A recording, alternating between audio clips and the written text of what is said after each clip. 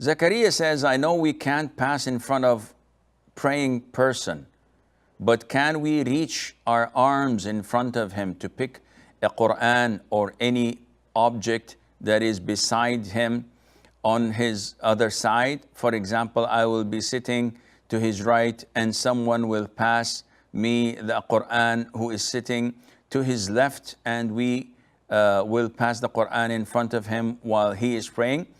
The Prophet ﷺ prohibited walking in front. Someone who's praying to a sutra.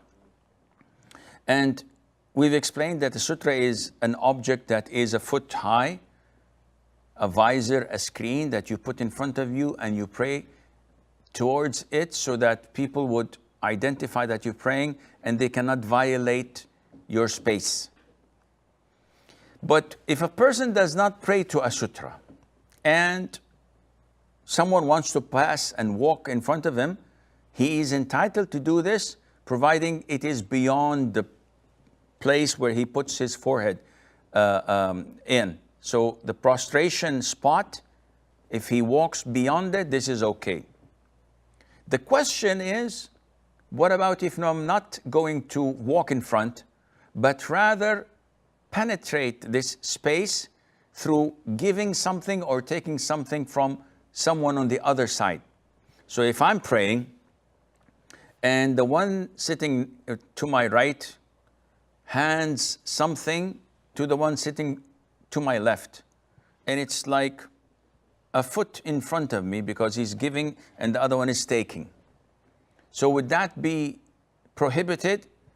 This would not be prohibited because this is not considered to be walking, but it is inappropriate because of your invasion of his space. And this breaks his concentration. Yet we cannot say it's prohibited in the sense that the prohibition is in passing. And the hand itself is not considered to be passing.